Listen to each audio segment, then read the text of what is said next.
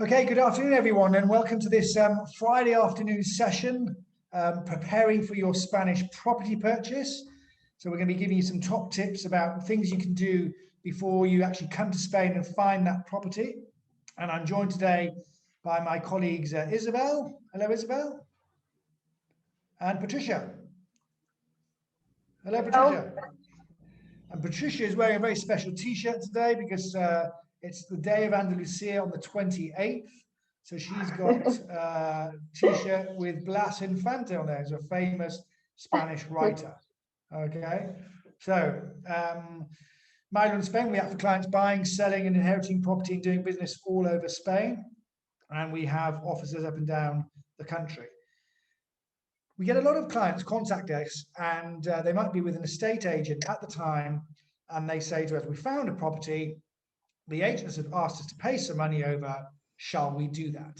And the answer is, before you actually sign that contract, we would like to see it, okay? So if you can, we would ask all the agents to send us that contract over for us to have a look at and to review.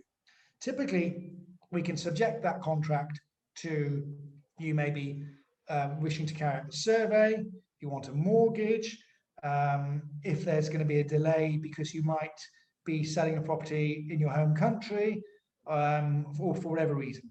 So it's very important, I think, just before you do sign that contract and pay any monies over, that you do consult a lawyer. In addition to that, it's very important to prepare your budget. So we've got a leaflet on our website, which is tips before you buy a property in Spain, on our legal advice downloads. We're going to share that in the chat. Have a look at that leaflet. It talks about, if you're buying a property, you're buying it for yourself to use, or you're buying it as a family home. If you're buying it for yourself to move out to Spain, then we'd always recommend that you buy that in your own name and right. But if you're buying it as a holiday home, then you could consider buying it with your children, if they're over the age of 18, because you can add them to the legal title, and that helps save inheritance tax in Spain and also the UK. But it's again, it's horses for courses. So each person's circumstances are different, and it's important to talk to your legal advisor about that first. Depending on, so we would advise you to look at the areas, consider the areas where you're going to buy first, and then home in on the property. Make sure you're happy with the town that you want to buy in, and then only start looking at properties. Prepare the budget. There's 17 autonomous regions in Spain, and on top of the purchase price, you're going to pay transfer tax, notary fees, land registry fees. The purchase tax in the Canaries starts at 6.5%, and then when you come over to the mainland, you come over to the Valencian region, it's up to 10%, and down in Andalusia and Murcia, 8%, and if you go over to Mallorca, it starts at 8% as well. It's very important to put your budget together first. Have you got sufficient monies? And we traditionally say allow between 10 and 14% on top of the purchase price to buy a property before in order to prepare your budget. If you need a mortgage, then obviously contact a mortgage broker beforehand to try and get a quote from them to see how much you can borrow. Typically, banks are allowing you to borrow up to 60%, which means that you need an extra 40% deposit plus the 10 or 15%, 10 to 14% costs. So you're looking at needing a deposit of really nearly 55% of the property purchase. Unknown to lots of people, estate agents in Spain are not regulated, and lots of them share property portal databases. So you might see the same property advertised with various estate agents. So I think it's very important when you're looking at buying property to build up a relationship with an estate agent who's listening to your requirements and sending you through details of properties that you're interested in. And then consider if you want a survey. Okay, typically a survey can cost anywhere between 400 and 1,200 euros. We work with companies located across the country, and they provide great surveys in English. And it's very important, I think, to have a survey, especially, for example, you haven't seen the property. So in advance of this webinar, we had numerous questions that were thrown at us by the great British public, and we're going to start off with one for you, Patricia. And this is: I've seen a property online and I'd like to put in an offer, but I cannot travel to Spain yet. What do you recommend in this case? Thank you, Alex, for your question.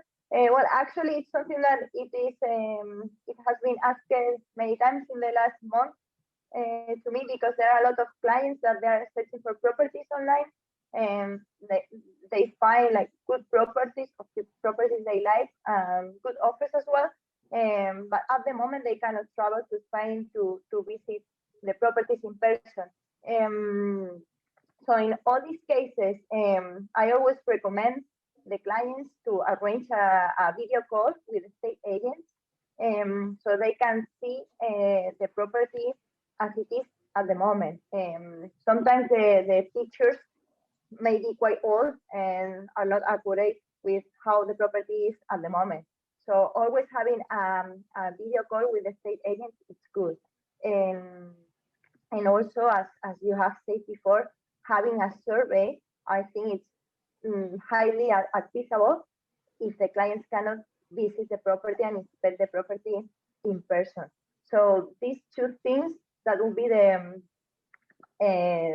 two advices that I will give to these clients if they want to go ahead and making the offer before visiting the property. Okay, so the answer, yeah, you're substituting to the video calls and possibly a survey, and people can put an offer in. But Isabel, in that offer contract and reservation contract, what particular conditions would you look at? Well, yes, really the conditions and the terms of the reservation contract are flexible. They normally include the fact that the property will be sold free from charges, up to date in the payment of all the bills and rates. But on top of that, which is normally included, you can always suggest any additional conditions. So, for example, we recommend including a specific clause to subject the purchase to the survey being satisfactory, so not detecting structural problems or habitation issues. Also counting having the planning permissions in place, not having any planning infraction or denounce, or that the land, if we're talking about a land, does not invade public domain, public land. As you said, it is possible to include the survey as a condition, and it is strongly advisable. Same with the mortgage. It could be included, the mortgage approval as a condition to the deposit. And so if the mortgage cannot be obtained, the buyer could ask the deposit to be returned in full. There are other kind of specific and particular conditions that any buyer could suggest, because this is all flexible. I had a client recently, he was buying a property with some land on it, and he really wanted to have a swimming pool, and the agent kept on saying that the swimming pool could be built there was no problem. And so we said, okay, then fine, we will include that as a condition. So we are going to request a certificate from the town hall to confirm if that is possible. And if it is not, then the buyer won't have any problem to get the money back. Now, it is very important to include this in writing on the reservation contract, all clear and crystal clear, because otherwise, if nothing is said, if it's only a verbal agreement or there's no confirmation in writing, there could be difficulties to get the money back if any of these conditions are not met and there's been not specifically stated on the contract. Okay, thanks, Isabel. Another condition which is popped up for non-Europeans, including Brits, as of the 1st of January, is that there's an obscure law dating back to 1975, whereby if a non-European is purchasing a property in an area close to a military installation, then permission to buy the property has to be requested from the Ministry of Defence. And there's a procedure involved in that. And that can delay a purchase as well.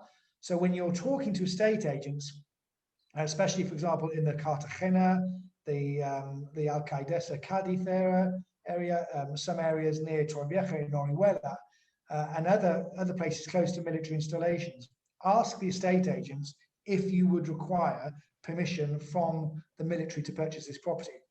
So that permission can typically take between 2 and 6 months to come through. And what we found this week is that some of our clients offered on a property. We sent some of the documents through to review. We saw that it had this condition that non-Europeans had to request permission. And on that basis, we asked the sellers to extend the completion period in the reservation contract. They then refused to do so and decided to sell the property who could purchase much quicker. So disappointing for our clients. They've now found a different property, but it's very important just to bear that in mind when you're coming to purchase the property, but also when you come to sell, because there's the biggest expat or foreign market of investors in Spain is the British market. And if you are subject to this request to apply for planning permission from the Ministry of Defence, sorry, not planning permission from the Ministry of Defence to buy the property, then your future buyer will need that as well.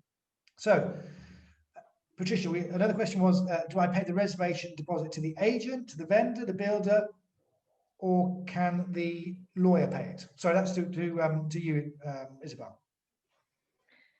Well, yes, there is, again, flexibility about the payment terms, but the common practice is that if there is an estate agent and the estate agent has provided a reservation document, it is quite useful to pay the reservation deposit to the estate agent, who will hold this amount at the agent's company until completion date.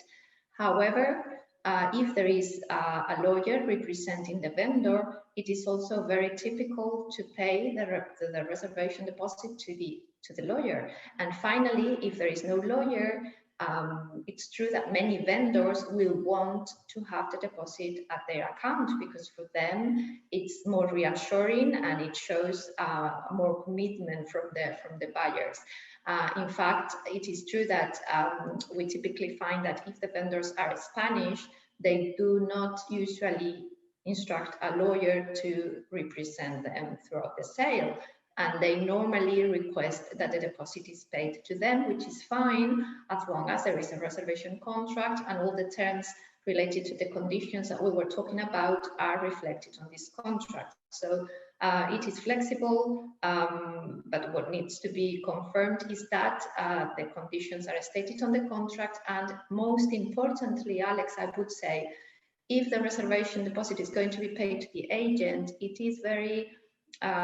is strongly advisable to ensure that the vendors have also signed the reservation contract, because we want to make sure that the vendors are happy and they are fully aware that the agent is holding the deposit, and they are also aware of any special condition that has been added to make that deposit refundable if the conditions are not met. And many times we find that the vendors in the standard documents, reservation documents provided by the agents, many times the vendor's signature does not appear because, well, it's presumed that the agent is instructed by the vendor to sell the property, but it is advisable to insist that the vendors do sign the reservation documents as well to ensure they are in agreement with these payment terms. Yeah, and the typical deposit, reservation deposit, Patricia, would you agree with me that's between 3,000 to 6,000 euros? Yeah, that's the normal average of a reservation deposit, depending on the price of the property, of course. But yeah, typically it goes from 3,000 to 6,000 euros. Yeah, and that will be to take the property out of the market. Yeah. So I mean, yeah, obviously, again, circumstances are different. I can tell you a little personal story. When we purchased an apartment, we found an apartment, really liked the apartment, and the seller said to us, it was a Friday afternoon, and they said to us, look, if you want to reserve it, we were dealing directly with the seller, not with an estate agent. we want to reserve it, we need to you need to give some money to take it off the market. So I said, yeah, fine, I'll pop down to the cash machine and get some money. I'll come back and we'll prepare a little agreement. And that's exactly what I did. We'd both seen the property, my wife and I. Went down to the cash machine, took out 900 euros, went back to the property. We put 900 euros down, and that was sufficient for the seller to take the property off the market and not market now to any further people. So that was then reserved for us. So what you normally pay a smaller amount, usually less than 10% at that first stage, and then Patricia, the next stage. So what's the difference between a reservation document and the full purchase contract, or the contrato de arras, and what kind of amounts do I tend to pay in each? And we talked about the reservation contract, maybe less, but in the purchase contract, typically, how much would we pay? Well, in the reservation contract, typically it's paid a small amount, and it is like a simple document where the description of the property, the land registry identification number, address of the property, and the specific clauses that Isabel has explained before are included. And then there is like a schedule of payments, like at the moment of reserving the property, the buyer is going to pay this small amount between 3,000 normally and 6,000, although it can be less, as in your case, or more. And normally, within a period of 3 weeks or a month, it is normally when the private purchase contract or contrato de arras is signed. During these 3 weeks or 4 weeks, the lawyers, we have time to review all the property documents and identify if there is any issues with the property, if there are unregistered square meters or swimming pools or extensions of the property. Well, we have time to do the due diligence on the property. If there is a survey requested, then during this time, the surveyors go and inspect the property. Or if there is a bank involved because there is a mortgage as well, then the bank goes and value the property. After this time, it is understood that the buyers are happy with the property, and then it's the time to sign the private purchase contract, where typically 10% of the purchase price is paid. So this is known as contrato de arras because it specifically included a clause where if the buyer withdraws, then all the payments are lost. But if the seller also withdraws, then the seller has to return the double of the amount paid by the buyer. That will be the arras, like the guarantee for both parties to comply with the agreement. And then the balance of the purchase price is paid at completion before a notary, where both parties sign the purchase deed. Okay, thanks for that, Patricia. So we were talking about typically resale property. Isabel, what's the situation when buying off plan? Do we do a reservation and then the contract as well? And what kind of payment schedules would you talk about there? Yeah, well, the steps are similar as if you were buying from a private vendor, although it's more difficult to negotiate the terms and conditions on the contracts. Developers are quite reluctant to negotiate terms and conditions, although it doesn't mean that it is not possible to change the terms, of course, if the changes that we're suggesting are reasonable changes. In terms of the reservation document, yeah, it is normally paid to the agent, although I find that in some cases the developers would prefer that the deposit is payable to them because of their money laundering prevention protocol. They just want to make sure that all the monies they get are coming from the personal account of the buyers. So that's why they may be stricter in this respect. They may not allow anyone else but them to hold the deposit. And then the sale purchase contract is similar. Well, of course, the contract has some particular conditions because they are developers and they have to include certain compulsory clauses, like for example, the money paid into account will be guaranteed by a bank guarantee. There will be a 10-year insurance after completion. So there are a few clauses, few conditions that are always included as they are compulsory by law. And in terms of the payment schedule, they are different depending on the developer's protocol. Sometimes they will ask for a 10% and then or another percentage, 30%, so a specific percentage and then balance on completion.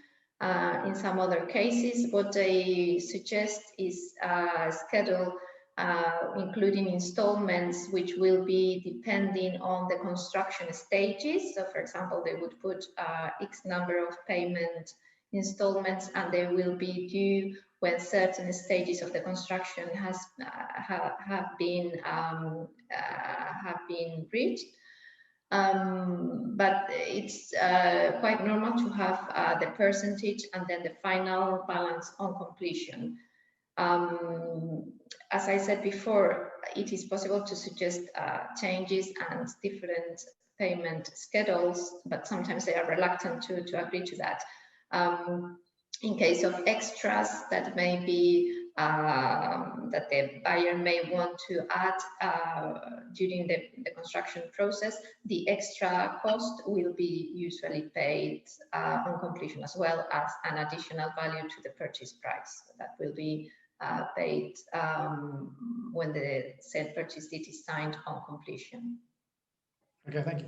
And Patricia, as we know, lots of people can't come out to Spain at the moment, but they still are interested in buying property. People are buying property without seeing them, and they can't come to Spain. So how can we exchange documents or contracts if they can't be here?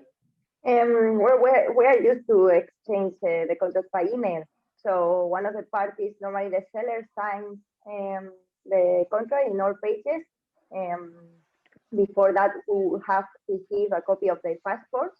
They scan the documents, send it to us by email, and then we forward to the buyers, and they do the same process. They print, they sign the pages, and they return to us. And if there is a lawyer representing the seller and lawyers representing the buyers, then the lawyers can sign using powers of attorney. So basically, we exchange the powers of attorney with the lawyers representing the other party, where we can see that we are actually authorized to sign on behalf of our clients. So it's totally fine. Okay, so yeah, exchange by email is okay. And of course, for a lot of clients, what we are again putting in place is a power of attorney. That's a document you can sign before a notary in your home country that authorizes us to act for you here in Spain when you do find a property. Even though you might not be planning to come out for a couple of months yet because of COVID, etc., you can still put that power of attorney in place. We can apply for your NIEs, which is Spanish tax numbers, and we can open a bank account for you. So that's really stage one, just to making sure you're ready to purchase. So that means when you come out, you can really just concentrate on finding the area, finding the property that you like. And then when you're ready and you found the property, you can let us know. You can say, look, Alex, Isabel, Patricia, I found the property I like. Here's the estate agent. Please contact them and agree the reservation contract with them, and then we can start the conveyancing process going. We wouldn't need for you to meet up with you, unless of course you wish to do so. We'd be delighted. But normally, when people come out, they're on a kind of very short trip and haven't got much time. So I think the time is best spent looking at properties, looking at areas, going to visit that property morning, noon, and night once you've found one, and walking around the areas. And then if we've got the power of attorney, you can relax, enjoy a nice glass of Spanish wines and some olives after you found that property.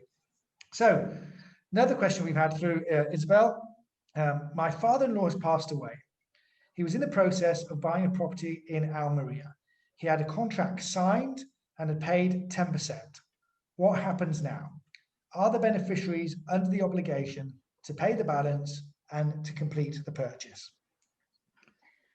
Well, if in that case, if the beneficiaries accept the inheritance as well, they may decide that they do not accept it, as that's optional. But if they decide that they want to accept the inheritance, then they are accepting any duties, liabilities, debts, assets. So it would include the obligation or the duty to complete the contract and the payments, if any. If, for example, there is a completion deadline and the beneficiaries cannot manage to get that, if they want to accept the inheritance and they want to go ahead, but they cannot manage to get the financial sorted before the completion deadline, of course, they could talk to the vendor and try to change the terms to extend the completion deadline to allow the possibility to complete. It could be the case that the vendor rejects and the vendor just decides to terminate the contract if they do not comply with the terms, because that could be another possibility. And perhaps it could be argued that it is a case of force majeure, so it's like something unexpected, and that could be a reason to argue that the beneficiaries could be allowed to such extension to complete, but that could be possibly a case to be decided by a court in case there is a conflict in the resolution of this contract. But yes, I mean, if they accept the inheritance, they are inheriting absolutely everything, including the obligations. Yeah, so in effect, you sign, if you're one of your in-laws or relatives have signed a purchase contract and they pass away, then the heirs will inherit the debts, so the rights and obligations of that contract. They would be obliged to complete the purchase, or they could renegotiate and cancel that contract. And in those circumstances, we'd have to look at the penalties in the contract to see if any money paid over can be returned or not. So obviously, it's a sad case, but it does happen. Okay, we've reached the end of our questions for today, and what we'll be doing is we're publishing this on our YouTube channel, the My Law in Spain YouTube channel. I'd encourage you to have a look at our videos. There's lots of videos there about powers of attorney, buying property in Spain, preparing to purchase property in Spain, non-residence income tax, etc. So have a look at the YouTube channel. But what we'll do now is we will open up for questions. And if you want to ask a question, just bear in mind that this will also go ahead. This will be published on the YouTube channel as well. So if you want to ask a question, just bear that in mind. But happy to answer any questions now, or if you wanted to contact Isabel, Patricia, or myself after this video, please feel free to do so. Okay. The situation I've got is that my son lives in Spain. He's got residency. We want to buy a property in Spain, hopefully this year, but obviously we can't get out there. So he's done a couple of viewings for us. But two things is, one, would it be better to buy it in his name? Because obviously he's got a Spanish bank account already. He's got an NI number. He's got everything already set up. And also, if we bought it in our name, is there a tax you have to pay each year? Like a tourist tax, or if you don't rent it out and just use this at a holiday home, have you still got to pay a tax to the Spanish government? Okay, great questions. Isabel, do you want to answer that? Yeah, well, thank you for your question.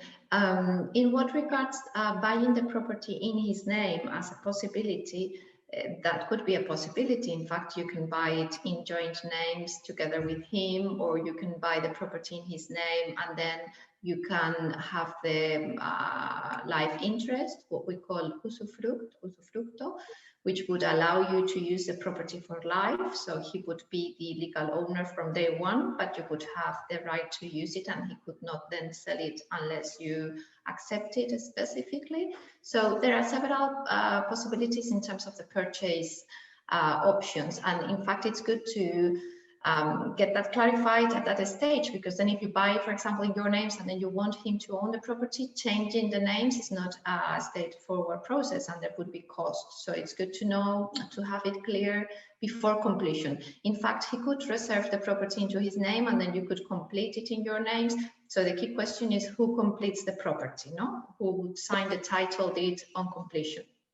Now, in terms of the annual tax, you said that, yeah, I mean, in fact, you may refer to the what we call the annual income tax for non-residents, and this is payable if you own a holiday home in Spain, but you live in another country. So regardless, you rent it out or you use it for family and friends, you have to pay the annual income tax. If you rent it, you would declare the income that you obtain, and you have to submit the tax returns on a quarterly basis.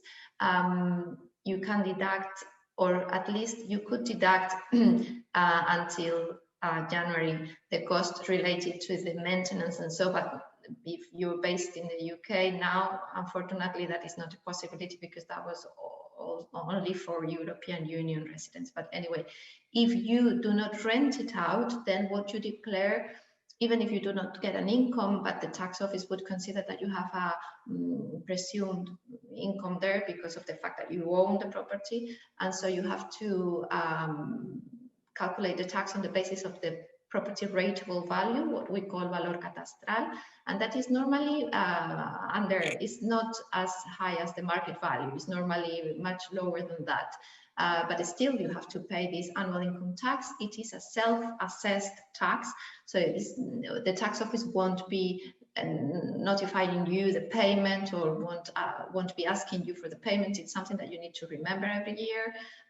The lawyers, we normally do that for our clients. We calculate the tax, we submit the tax forms, and it has to be paid within the natural year. So for example, if you buy the property, you complete the property in 2021, you will be submitting your first declaration next year for the former year, proportionally to the days you have owned the property for. So if you complete in summer, for example, your first tax return to be submitted next year will be normally half of the normal amount you pay on yearly basis. That's the annual income tax for non-residents. So if I bought it my son's name, he wouldn't have to pay that tax? If he is tax resident in Spain, because I think you mentioned he was living here, no, permanently. Yeah. In that case, the annual income tax for non-residents would not apply. He would be owning the property in his name, and is not taxable. So he's just the owner of the property. It's only for those owners who are residents out of Spain. Okay, thank you. Just to add to that, if this is a kind of short-term solution for him to buy it in his name, then I try and avoid that if I were you, because you can grant powers of attorney to your son or to us, and the property can be purchased in your own name. Okay, so because what you've got to bear in mind is in Spain there's no free transfer of assets between spouses. So when you buy a property in Spain, Mr. and Mrs. buy a property, they own 50% each. When one of them dies, they would recommend a Spanish will, and they can leave it to their spouse. But that doesn't happen automatically like it does in the UK. So if you said, right, you buy the property in my son's name now, he buys it for us, but actually in a year's time we want him to give it back to us, you'd have to go through the process of actually buying off him. Okay. Yes. So just bear that in mind. So certainly he can buy the property now in his own name, or the property can be purchased in your name using a power of attorney. But yeah, just because someone's here now, it might not be the right thing for them to buy the property. It might be right for you to wait and actually buy it in your own name. And I'll give you another example of that. So I had a client contact us recently, and they were buying their second property in Spain. And I said, are you married? And he said, yeah. The wife sat next to me, and I said, great. Your first property, who owns that? He said, I do. And I said, well, why did you buy it in your name? He said, just I was here at the time, that was it, and we'll just do the same this time. I said, well, do you realize that, for example, in the Valencian region, there's a personal allowance for blood relatives to inherit of up to 100,000 euros. So the property purchase, the second property purchase was 200,000 euros. So if he purchased that property in his own name, then when he dies and he leaves that to his wife, she would pay tax on the whole 200,000 euros. Whereas if they purchased it in joint names now, which is in fact what they did, in effect, they've mitigated the inheritance tax because they've lowered the total value of his Spanish estate by 100,000 euros in that case. So, Okay. so just bear in mind on our website we've got on the legal advice downloads there's a leaflet there about Spanish ownership options. Have a look at that leaflet, and then if you wanted to contact Isabel, Patricia, and I about those circumstances, happy to talk about it. Okay. We've got another question, and thank you for your questions. Thank you. We've got another question. Basically, is the military permit for UK buyers only or all foreigners? I'm a US citizen living in Portugal, but I'm in Tenerife now looking for properties. Is this military permit required in Tenerife? Patricia, we're dealing with one of those at the moment. Would you like to answer that? Yeah, of course. Well, thank you for your question. Well, I'm afraid this military permit, it comes from a very old law, 1975, and it is actually required to all non-EU citizens. So if you are from the US, then I'm afraid that you may need this authorization prior to the purchase. If you're looking in Tenerife, there might be some areas that are affected, specifically inland and rustic areas in Tenerife. Those areas are typically the ones that are subject to having the authorization prior to the purchase. So once you find a property, we can do the checks and let you know. The thing is that, this is quite important, that the authorization is not in general to buy a property. The authorization has to be prepared and submitted to buy a property in particular.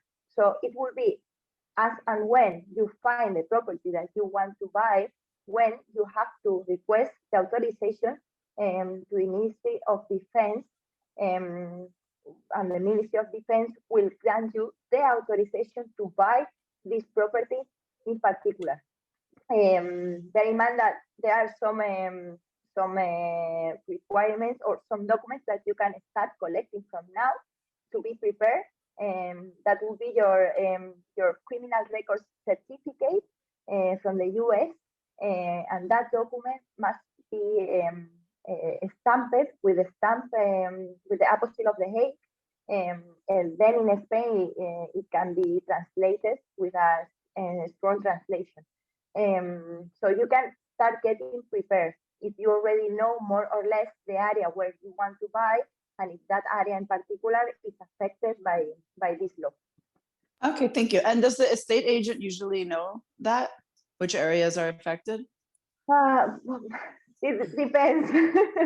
some estate agents can be aware of that, but in Spain, because there is no regulation to become a real estate agent, so you may find that there are very, very good real estate agents, but there are others that they are just, or maybe they're just starting selling properties and they are not aware of all the legal matters that goes with buying and selling a property.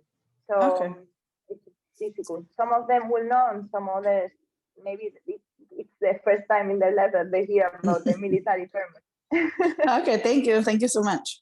But what I think what's important, Patricia, what's very important to bear in mind there is that the permission, the application to buy that property has got to be specific to that property.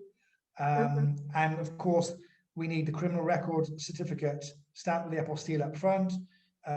We need the full passport, and we also need the application signed either before a notary in the client's home country or in Spain. And just give us on timescales. So the matter we've got on at the moment in the Canaries, we applied for the application in November. Is that right? We're still waiting for the response. Is that right? We're still waiting for response. Okay, and we've chased that up, but there's not much movement on that. So that's 3 months, nearly 3 months in, 3 months plus. So just bear that in mind if you are looking to buy a property in an area that's subject to the military permit. And we will be holding a session on buying properties in military areas in the next few weeks. Okay, thank Isabel, you. we have another. Isabel, what can we do as Brits living in Holland and we want to buy safely this year in Spain? Our house in Holland will be on the market in a few weeks' time. Okay, well, as we were saying before, you can get ready by having the power of attorney and the NIE obtained. So that's something that we can do in advance. Even if you have not found a property yet, it would be possible to start these previous initial steps. We could get the NI, we could open the bank account, and so you have the NI, the bank account, and therefore you're ready to go as soon as you find the property. In addition, it would be good because I think, well, Alex mentioned that once you have made the offer, if the offer is accepted, it is when we really start intervening by reviewing the reservation document. But we can also provide you with, the typical clauses that we would suggest including, or if you are going to make an offer on a specific property, you can let us know beforehand, so we can let you know, perhaps provide you with some comments or initial advice. Say the property is just near the beach. Okay, let's then include the condition that it is not subject to any coast limitation rule, for example, or we want to get the survey. So you should include in your offer the survey as a condition. So we can advise you in this before you submit the offer to the agent or to the vendor. I think that's the previous steps and stages that you can achieve before you find the property here. Yeah, and I think it's important to look at the residency. So residency requirements as of the 1st of December for British people wishing to move to Spain has changed. You'll now need either a non-lucrative visa, which means the main applicant needs 27,115 euros in the bank account, and the second applicant 6,778 euros. And you've got to apply for that non-lucrative visa from the Spanish consul. And if you're buying a property over the value of 500,000, then you can apply for what's known as the golden visa. So just check your residency requirements that apply to you. Since the 1st of January, British people can only spend 90 days in a 180-day period in Spain. So if they wish to stay longer, then they have to apply for that visa. Okay. Right. Any other questions? Hello there. Just a couple of easy questions, actually. What's the best way to find a good lawyer, as I find there have been lots of talk about bad lawyers in the Girona area, and approximate costs? Isabel? Thank you for your question.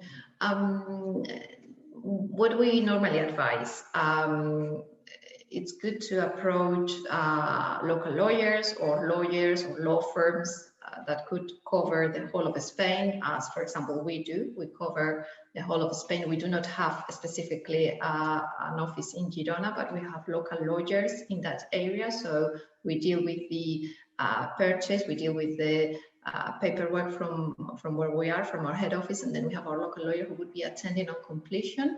But what we recommend is to make sure that the law firm or the lawyer that you approach is registered with the association, with the Lawyers Association, Colegio de Abogados. So they are registered, they have the indemnity insurance in place, and so they can provide you with the confirmation of these points.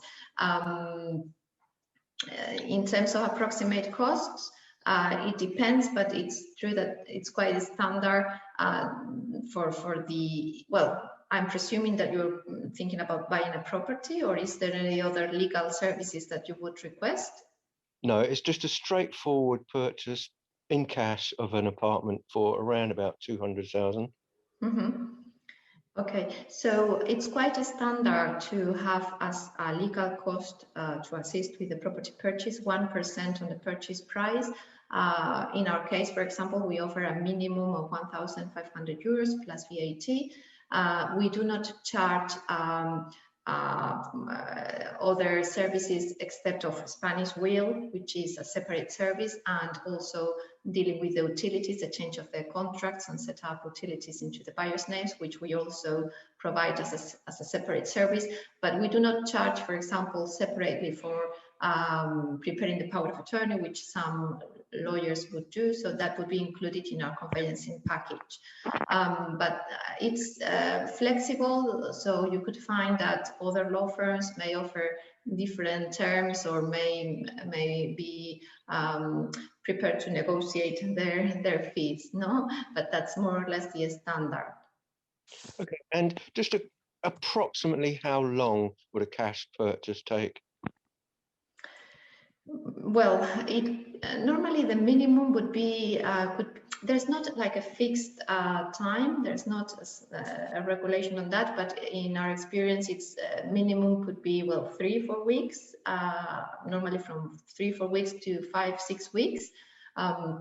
Just bear in mind that from the date we have the power of attorney, we can apply for the NI for our clients. The NI would normally take a couple of weeks to be issued. Then there is the legal searches. So it's very common to say from the date you find the property, you take it from the market by signing the reservation contract. There could be 2 weeks perhaps until you sign the sale purchase contract. And normally on the sale purchase contract, it is very common to put 30 days until 30 days as to complete. So it makes like 4 to 6 weeks, although it could be less than that, or it could be longer if, for example, when dealing with the legal searches, there is some issue or some question is raised, or perhaps the vendor has to obtain certificates, or, well, but as I said, I think minimum 4 weeks, 4 to 6 weeks could be average. Okay, and is it better to buy from an estate agent or privately? Well, if you buy the property from the vendor directly, certainly you may be saving some cost, because it's true that normally when the property is advertised, the vendor will provide with the price they want to get, and then the agent's commission will be added on top of that price. So usually if the vendor, for example, the vendor's price is, I don't know, 160,000 euros, you may be paying that amount plus the estate agent's commission, which at the end of the day is added on top of the net price that the vendor would want to get. So it's true that you may be saving some cost. On the other hand, when you deal with a proactive estate agent, that can be, well, of course, advantageous if, for example, you need the agent to sort out certain things, or when we were talking before about the restrictions to travel right now, many buyers are relying on the agents who would be sending videos and would be having video calls from the property to ensure the property condition is okay, would be sorting out if there is need to remove furniture. So obviously having an estate agent would offer advantages, but in terms of cost, if you are specifically looking at the cost, it's true that you could save some cost there. Yeah. Okay, I mean, thank you very much. Great answers. You're welcome. Thank you. I mean, typically estate agents will charge anywhere between 3 and 7% in commissions. So if you buy direct from the seller, then you're going to be saving those costs, and you can negotiate a little bit harder. But it is important, you know, estate agents do a great job. They do actually filter out a lot of the work as well, so you can bounce ideas off them, bounce prices, use the estate agent to find out how long the property's been on the market for, why the seller's selling, if they've accepted or rejected any offers, and to give you a better idea of how much in effect they would take. And it's useful to have an agent helping you do that, especially if you don't speak Spanish, the agent speaks English or your own language, and the sellers might be Spanish or another language as well. So, so yeah, thank you for that question. Anyone else? Well, that's great. Well, what I'd like to do is thank you all for attending today, and we'll be sharing this video on our YouTube, which is the My Law in Spain YouTube channel. Please kind of join up as a subscriber and watch other videos that we've got there, and watch out for the next ones. And thank you very much for coming and joining us today. And we wish you a happy weekend, which in Spanish is buen fin de semana.